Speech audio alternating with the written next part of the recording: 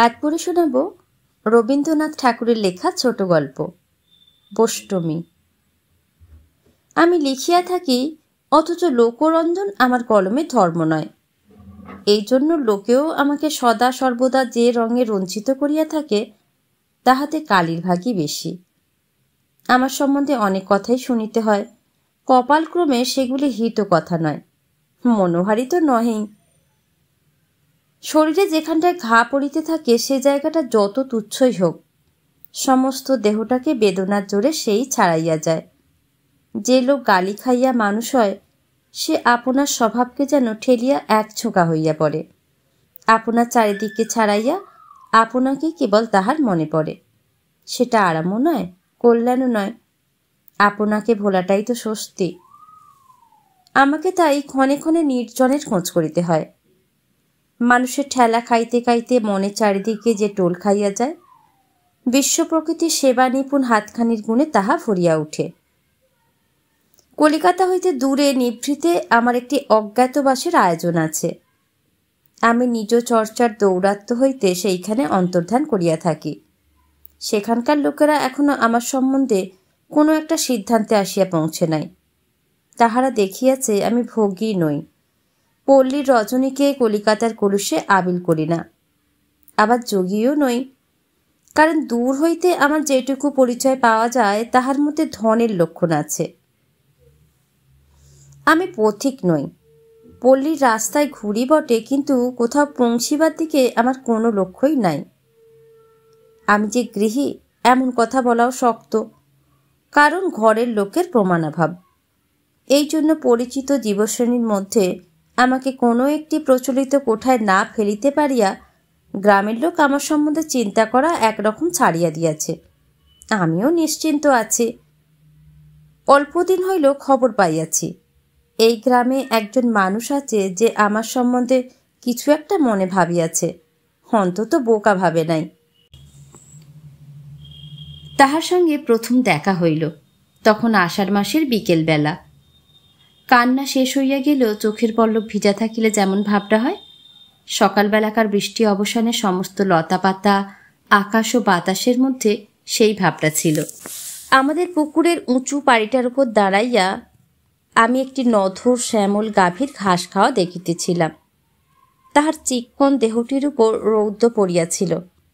দেখিয়া ভাবিতেছিলাম, আকাশের আলো হইতে সভ্যতা আপনার দেহটাকে পৃথক করিয়া রাখিবার জন্য যে এত দর্জির দোকান বানাইয়াছে, ইহার মতো এমন অপব্যয় আর নাই।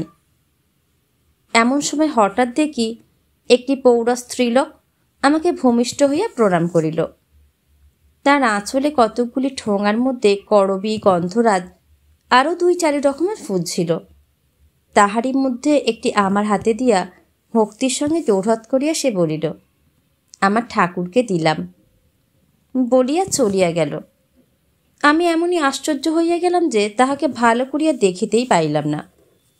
ব্যাপারটা নিতান্তই সাদা, অথচ আমার কাছে তাহা এমন করিয়া প্রকাশ হইল যে সেই যে গাভীটি বিকালবেলাকার ধূসর রৌদ্রে রেজ দিয়া পিঠের মাছি তাড়াইতে তাড়াইতে নববর্ষার রসকোমল ঘাসগুলি বড় বড় নিঃশ্বাস ফেলিতে ফেলিতে শান্ত আনন্দে খাইয়া বেড়াইতেছে, তাহার জীবলীলাটি আমার কাছে বড় অপরূপ হইয়া দেখা দিল। এ কথা বলিলে লোকে হাসিবে, কিন্তু আমার মন ভক্তিতে ভরিয়া উঠিল। আমি সহজ আনন্দময় জীবনেশ্বরকে প্রণাম করিলাম। বাগানের আম গাছ হইতে পাতা সমেত একটি কচি আমের ডাল লইয়া সেই গাভীকে খাওয়াইলাম। আমার মনে হইল আমি দেবতাকে সন্তুষ্ট করিয়া দিলাম। ইহার পরবর্ষ যখন সেখানে গিয়াছি তখন মাঘের শেষ। সেবার তখনও শীত ছিল। সকালের রৌদ্রটি পূবের জানলা দিয়া আমার পিঠে আসিয়া পড়িয়াছিল, তাহাকে নিষেধ করি নাই। দোতলার ঘরে বসিয়া লিখিতেছিলাম। বেহারা আসিয়া খবর দিল, আনন্দী বোষ্টমী আমার সঙ্গে দেখা করিতে চায়। লোকটা কে জানি না। অন্যমনস্ক হইয়া বলিলাম, আচ্ছা, এইখানে নিয়ে আয়। বোষ্টমী পায়ের ধুলো লইয়া আমাকে প্রণাম করিল। দেখিলাম সেই আমার পূর্ব পরিচিত স্ত্রীলোকটি। সে সুন্দরী কিনা সেটা লক্ষ্যগোচর হইবার বয়স তাহার পার হইয়া গিয়াছে। দোহারা সাধারণ স্ত্রীলোকের চেয়ে লম্বা। একটি নিয়ত ভক্তিতে তাহার শরীরটি নম্র, অথচ বলিষ্ঠ নিঃসংকোচ তাহার ভাব। সবচেয়ে চোখে পড়ে তাহার দুই চোখ। ভিতরকার কি একটা শক্তিতে তাহার সেই বড় বড় চোখ দুটি যেন কোন দূরের জিনিসকে কাছে করিয়া দেখিতেছে। তাহার সেই দুই চোখ দিয়া যেন আমাকে ঠেলা দিয়া সে বলিল, এ আবার কি কাণ্ড? আমাকে তোমার এই রাজ সিংহাসনের তলায় আনিয়া হাজির করা কেন? তোমাকে গাছের তলায় দেখিতাম, সে যে বেশ ছিল। বুঝিলাম গাছতলায় এ আমাকে অনেক দিন লক্ষ্য করিয়াছে, কিন্তু আমি ইহাকে দেখি নাই। সর্দির উপক্রম হওয়াতে কয়েকদিন পথে ও বাগানে বেড়ানো বন্ধ করিয়া ছাদের উপরেই সন্ধ্যাকাশের সঙ্গে মোকাবিলা করিয়া থাকি, তাই কিছুদিন সে আমাকে দেখিতে পায় নাই। একটুক্ষণ থামিয়া সে বলিল, গৌর, আমাকে কিছু একটা উপদেশ দাও। আমি মুশকিলে পড়িলাম। বলিলাম, উপদেশ দিতে পারি না, নিতেও পারি না। চোখ মেলিয়া চুপ করিয়া যাহা পাই তাহা লইয়াই আমার কারবার। এই যে তোমাকে দেখিতেছি, আমার দেখাও হইতেছে, শোনাও হইতেছে। বষ্টমী ভারী খুশি হইয়া গৌর গৌর বলিয়া উঠিল। কহিল, ভগবানের তো শুধু রসনা নয়, তিনি যে সর্বাঙ্গ দিয়া কথা কন। আমি বলিলাম, চুপ করিলেই সর্বাঙ্গ দিয়া তা সেই সর্বাঙ্গের কথা শোনা যায়, তাই শুনিতেই শহর ছাড়িয়া এখানে আসি। বষ্টমী কহিল, সেটা আমি বুঝিয়াছি, তাই তো তোমার কাছে আসিয়া বসিলাম। যাইবার সময় সে আমার পায়ে ধুলো লইতে গিয়া দেখিলাম আমার মোজাতে হাত ঠেকিয়া তাহার বড় বাধা বোধ হইল। পরের দিন ভোরে সূর্য উঠিবার পূর্বে আমি ছাদে আসিয়া বসিয়াছি।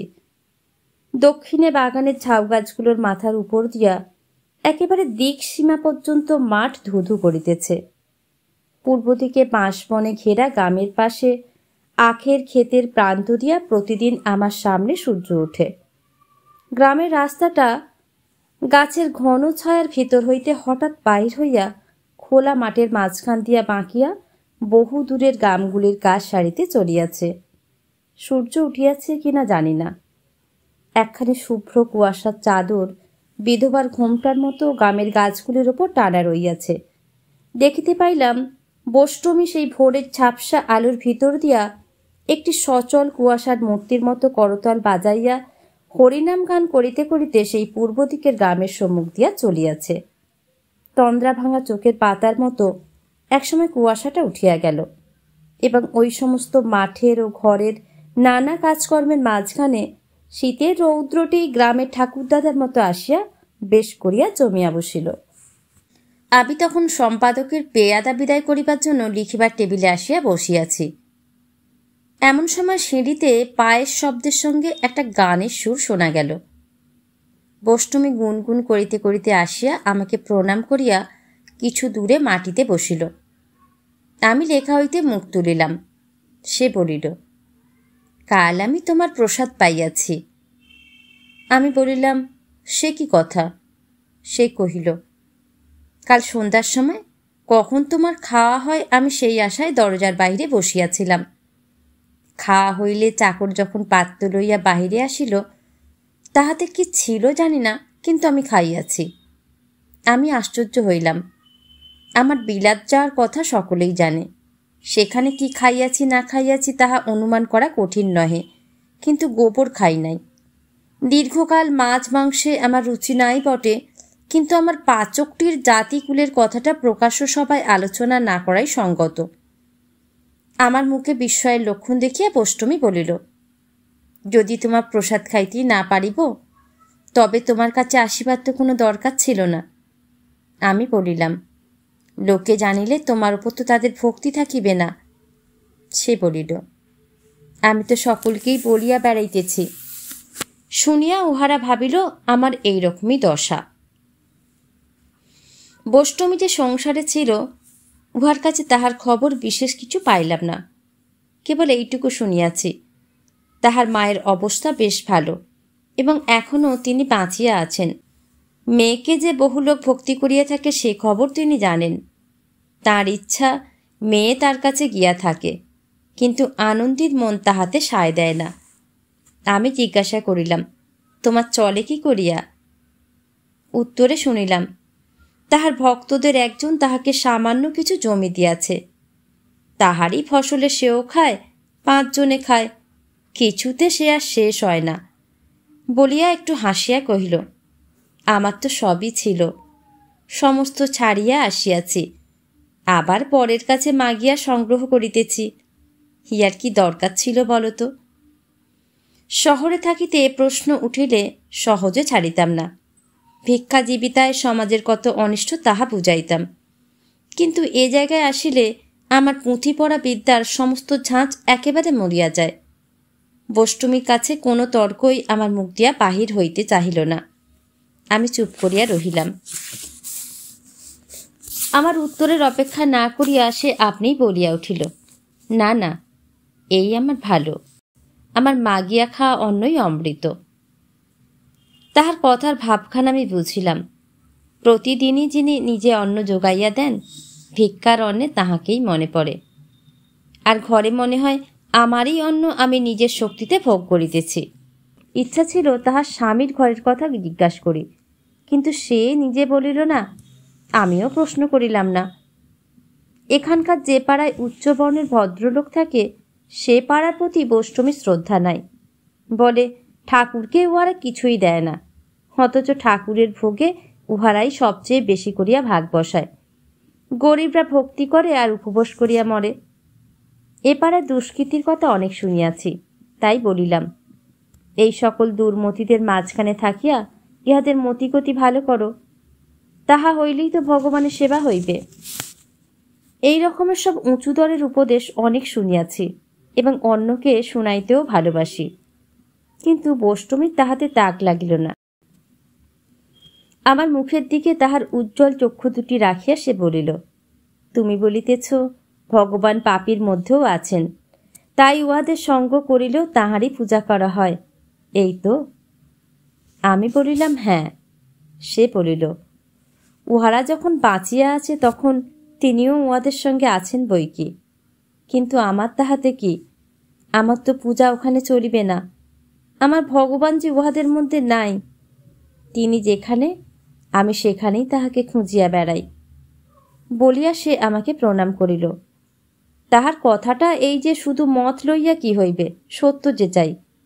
ভগবান সর্বব্যাপী এটা একটা কথা, কিন্তু যেখানে আমি তাহাকে দেখি সেখানেই তিনি আমার সত্য। এত বড় বাহুল্য কথাটাও কোনো কোনো লোকের কাছে বলা আবশ্যক যে আমাকে উপলক্ষ করিয়া বৈষ্ণবী যে ভক্তি করে, আমি তাহা গ্রহণও করি না, ফিরাইয়াও দিই না। এখনকার কালের ছোঁয়াচ আমাকে লাগিয়াছে। আমি গীতা পড়িয়া থাকি এবং বিদ্বান লোকেদের দ্বারস্থ হইয়া তাহাদের কাছে ধর্মতত্ত্বের অনেক সূক্ষ্ম ব্যাখ্যা শুনিয়াছি। কেবল শুনিয়া শুনিয়াই বয়স বইয়া যাইবা জো হইল, কোথাও তো কিছু প্রত্যক্ষ দেখিলাম না। এতদিন পরে নিজের দৃষ্টির অহংকার ত্যাগ করিয়া এই শাস্ত্রহীনা স্ত্রীলোকের 2 চক্ষুর ভিতর দিয়া সত্যকে দেখিলাম। ভক্তি করিবার ছলে শিক্ষা দিবার এ কি আশ্চর্য প্রণালী! পরদিন সকালে বৈষ্ণবী আসিয়া আমাকে প্রণাম করিয়া দেখিল, তখন আমি লিখিতে প্রবৃত্ত। বিরক্ত হইয়া বলিল, তোমাকে আমার ঠাকুর এত মিথ্যা খাটাইতেছেন কেন? যখনই আসি দেখিতে পাই লেখা লইয়াই আছো। আমি বলিলাম, সে লোকটা কোনো কর্মেরই নয়, ঠাকুর তাহাকে বসিয়া থাকিতে দেন না, পাছে সে মাটি হইয়া যায়। যত রকমের বাজে কাজ করিবার ভার তাহারই উপরে। আমি যে কত আবরণে আবৃত তাহাই দেখিয়া সে অধৈর্য হইয়া উঠে। আমার সঙ্গে দেখা করিতে হইলে অনুমতি লইয়া দোতলায় চড়িতে হয়। প্রণাম করিতে আসিয়া হাতে ঠেকে মোজা জোড়া। সহজ দুটো কথা বলা এবং শোনার প্রয়োজন, কিন্তু আমার মন আছে কোন লেখার মধ্যে তলাইয়া। হাত জোর করিয়া সে বলিল, গৌর, আজ ভোরে বিছানায় যেমনি উঠিয়া বসিয়াছি অমনি তোমার চরণ পাইলাম। আহা, সেই তোমার দুখানি পা, কোনো ঢাকা নাই, কি ঠান্ডা, কি কোমল। কতক্ষণ মাথায় ধরিয়া রাখিলাম, সে তো খুব হইল। তবে আর আমার এখানে আসিবার প্রয়োজন কি? প্রভু, এ আমার মোহ নয় তো? ঠিক করিয়া বলো। দেখিবার টেবিলের ওপর ফুলদানিতে পূর্বদিনের ফুল ছিল। মালি আসিয়া সেগুলি তুলিয়া লইয়া নতুন ফুল সাজাইবার উদ্যোগ করিল। বষ্টমী যেন ব্যথিত হইয়া বলিয়া উঠিল, ব্যাস, এই ফুলগুলি হইয়া গেল? তোমার আর দরকার নাই? তবে দাও দাও, আমাকে দাও। এই বলিয়া ফুলগুলি অঞ্জলিতে লইয়া কতক্ষণ মাথা নত করিয়া একান্ত স্নেহে এক দৃষ্টিতে দেখিতে লাগিল। কিছুক্ষণ পরে মুখ তুলিয়া বলিল, তুমি চাহিয়া দেখো নাই বলিয়াই এই ফুল তোমার কাছে মলিন হইয়া যায়। যখন দেখিবে তখন লেখাপড়া সব ঘুচিয়া যাইবে।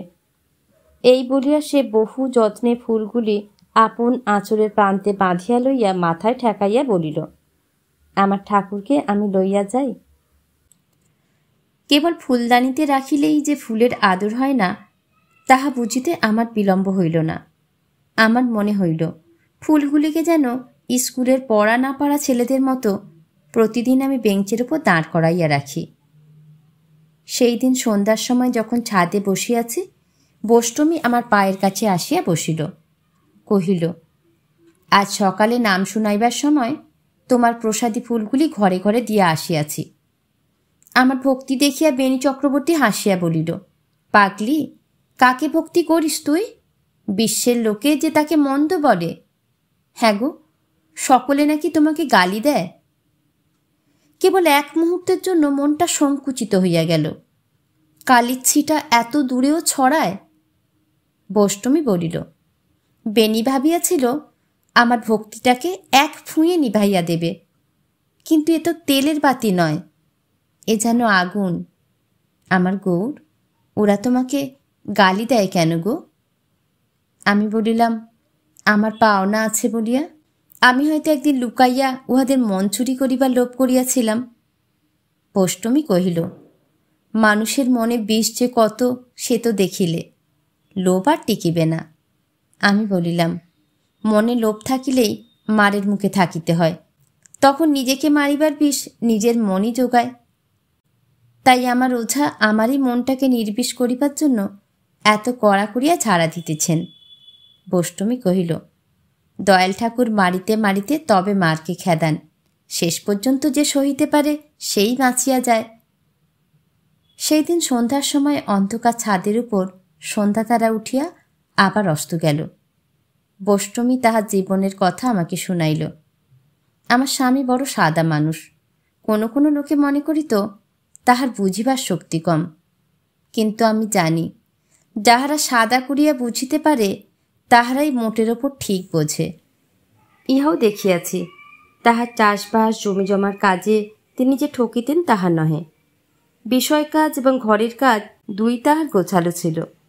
ধান চাল পাটের সামান্য যে একটু ব্যবসা করিতেন, কখনো তাহাতে লোকসান করেন নাই, কেননা তাহার লোভ অল্প। যেটুকু তাহার দরকার সেটুকু তিনি হিসাব করিয়া চলিতেন। তার চেয়ে বেশি যা তাহা তিনি বুঝিতেনও না, তাহাতে হাতও দিতেন না।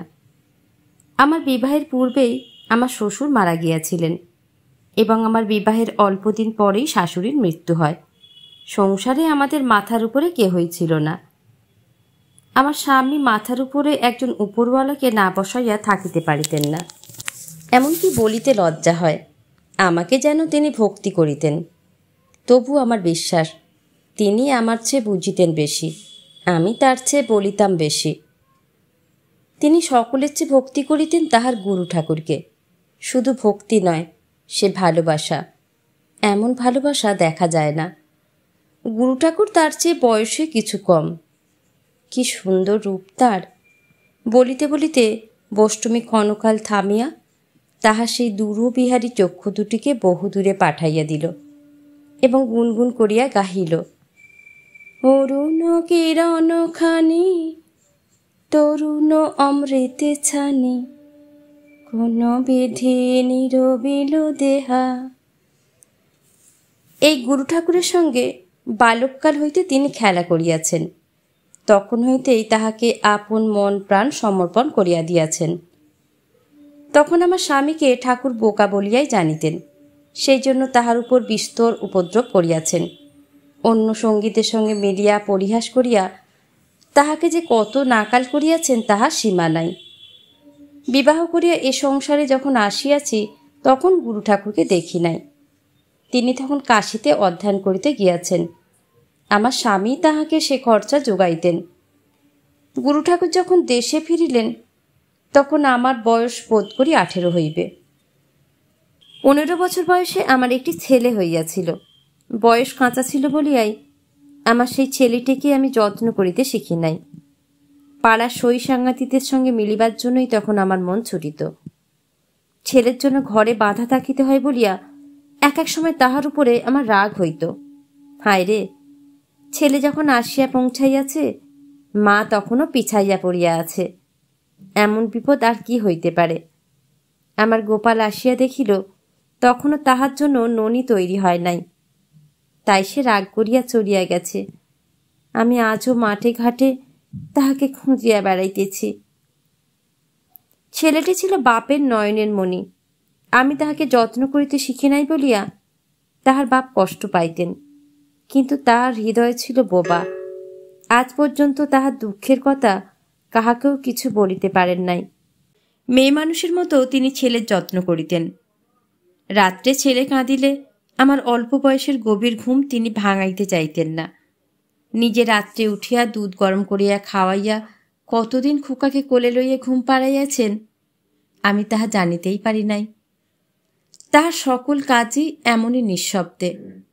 পূজা পার্বণে জমিদারদের বাড়িতে যখন যাত্রা বা কথা হইত তিনি বলিতেন, আমি রাত জাগিতে পারি না, তুমি যাও, আমি এখানেই থাকি। তিনি ছেলেটিকে লইয়া না থাকিলে আমার যাওয়া হইবে না, এই জন্য তাহার ছুতা।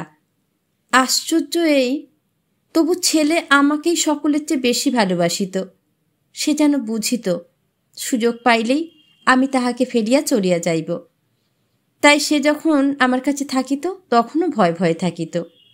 সে আমাকে অল্প পাইয়াছিল বলিয়াই আমাকে পাইবার আকাঙ্ক্ষা তাহার কিছুতেই মিটিতে চাহিত না। আমি যখন নাহিবার জন্য ঘাটে যাইতাম তাহাকে সঙ্গে লইবার জন্য সে আমাকে রোজ বিরক্ত করিত।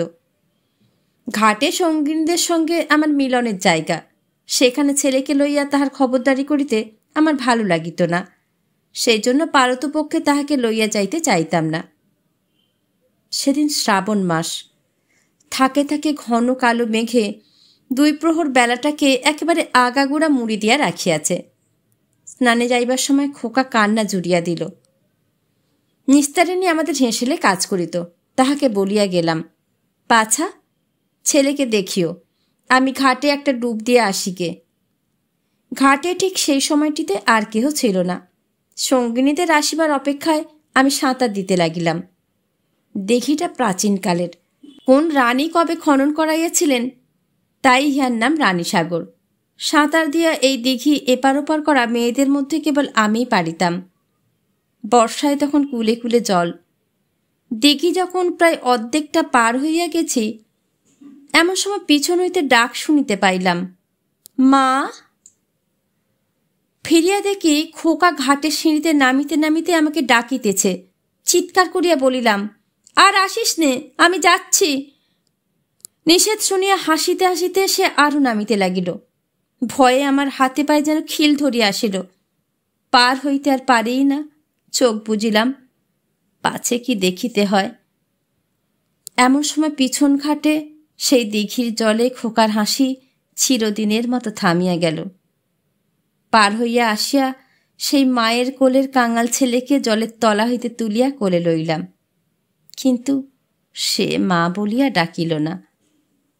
আমার গোপালকে আমি এতদিন কাঁদাইয়াছি, সেই সমস্ত অনাদর আজ আমার উপর ফিরিয়া আসিয়া আমাকে মারিতে লাগিল।